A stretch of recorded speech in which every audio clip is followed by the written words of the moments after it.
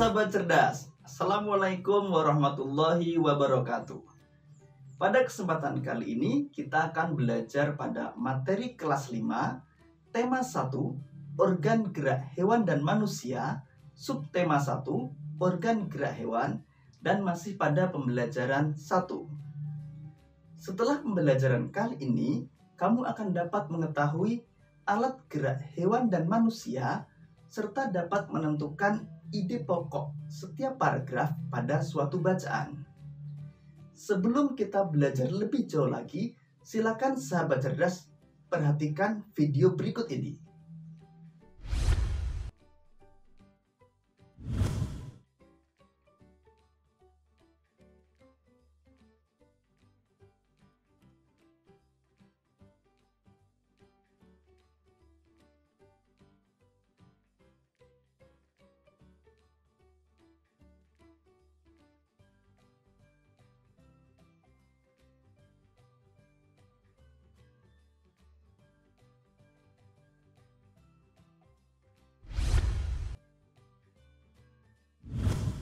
Berdasarkan video tersebut, kita dapat mengetahui bahwa hewan bergerak dengan cara yang berbeda-beda.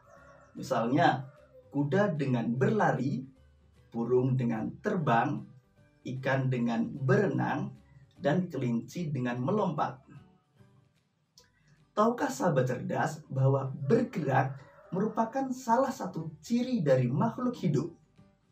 Secara umum, gerak dapat diartikan berpindah tempat atau perubahan posisi sebagian atau seluruh bagian dari tubuh.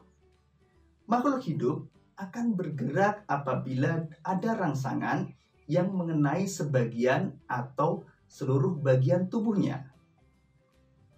Gerak pada manusia dan hewan menggunakan organ gerak yang tersusun dalam sistem gerak. Organ gerak berguna untuk berjalan, berlari, memanjat, melompat, berenang, dan lain sebagainya. Tahukah sahabat cerdas, organ gerak pada hewan dan manusia memiliki kesamaan?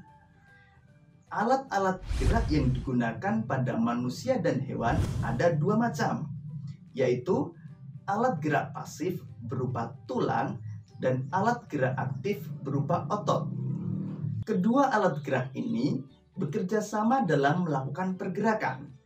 Kerjasama antara alat gerak tersebut membentuk suatu sistem yang disebut sistem gerak. Tahukah sahabat cerdas mengapa tulang disebut sebagai alat gerak pasif?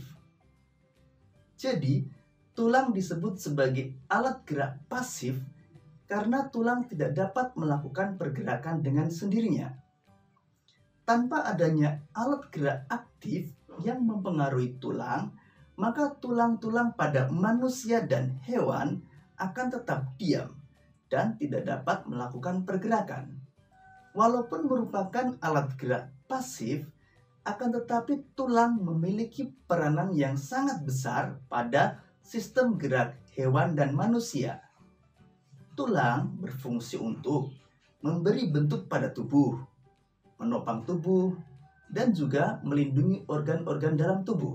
Sedangkan otot disebut sebagai alat gerak aktif karena otot dapat bergerak dengan sendirinya. Ketika otot yang melekat pada tulang bergerak, maka otot akan membuat tulang ikut bergerak. Nah, demikian tadi materi tentang organ gerak hewan dan manusia.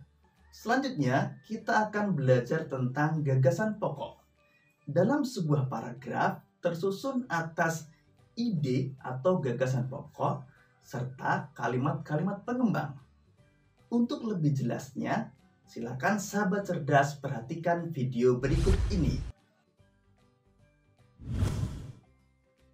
Menentukan ide pokok sebuah paragraf. Ide pokok atau gagasan pokok adalah ide atau gagasan yang menjadi dasar sebuah paragraf. Ide pokok disajikan ke dalam bentuk kalimat utama. Jadi, Untuk dapat menentukan ide pokok sebuah paragraf, kamu dapat menemukan terlebih dahulu kalimat utama pada setiap paragraf. Setelah menemukan kalimat utama, kamu dapat mencari inti kalimat tersebut. Kalimat utama yang memuat ide pokok ini bisa berada di awal paragraf, di tengah paragraf, atau di akhir paragraf. Sekarang mari kita tentukan ide pokok pada bacaan organ gerak hewan dan manusia. Bacaan tersebut terdiri dari 5 paragraf. Kita akan menentukan ide pokok pada setiap paragraf. Paragraf pertama. Salah satu ciri dari makhluk hidup adalah bergerak. Secara umum, bergerak dapat diartikan berpindah tempat atau perubahan posisi sebagian atau seluruh bagian tubuh. Makhluk hidup akan bergerak apabila ada rangsangan yang mengenai sebagian atau seluruh bagian tubuhnya. Kalimat utama pada paragraf tersebut adalah kalimat pertama. Jadi, ide pokok pada paragraf pertama adalah salah satu ciri dari makhluk hidup adalah bergerak. Sedangkan kalimat kedua dan kalimat ketiga merupakan kalimat pengembang.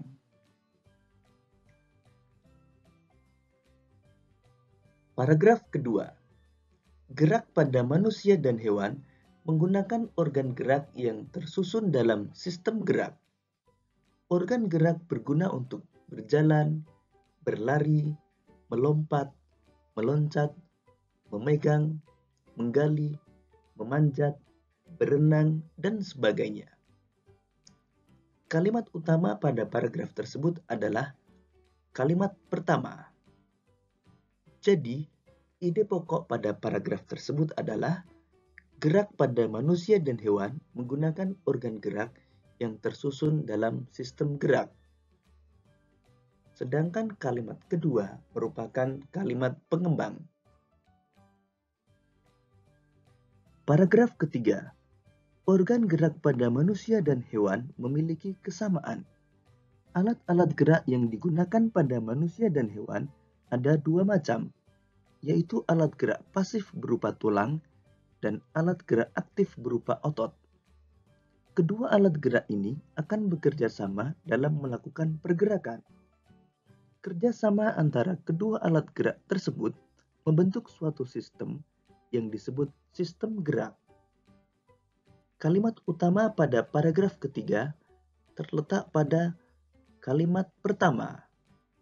Jadi, ide pokok pada paragraf ketiga adalah organ gerak pada manusia dan hewan memiliki kesamaan, yaitu tulang dan otot. Sedangkan kalimat kedua, ketiga, dan keempat merupakan kalimat pengembang. Paragraf keempat. Tulang disebut alat gerak pasif karena tulang tidak dapat bergerak dengan sendirinya.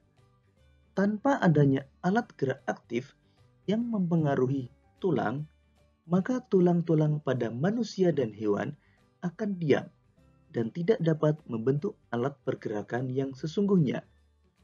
Walaupun merupakan alat gerak pasif, akan tetapi tulang mempunyai peranan yang besar dalam sistem gerak manusia dan hewan. Kalimat utama pada paragraf keempat terletak pada kalimat pertama. Inti dari kalimat pertama adalah tulang sebagai alat gerak pasif. Jadi, ide pokok paragraf keempat adalah tulang merupakan alat gerak pasif. Sedangkan kalimat kedua dan kalimat ketiga merupakan kalimat pengembang.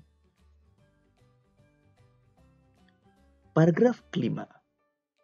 Otot disebut alat gerak aktif karena otot memiliki senyawa kimia yang membuatnya dapat bergerak.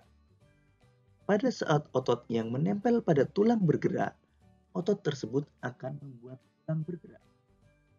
Kalimat utama pada paragraf kelima adalah Kalimat pertama.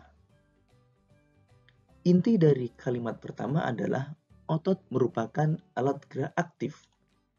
Jadi, ide pokok pada paragraf kelima adalah otot merupakan alat gerak aktif.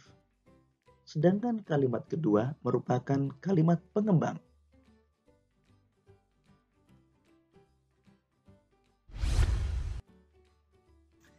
Demikian tadi sahabat cerdas materi pada tema 1, subtema 1, dan pembelajaran 1.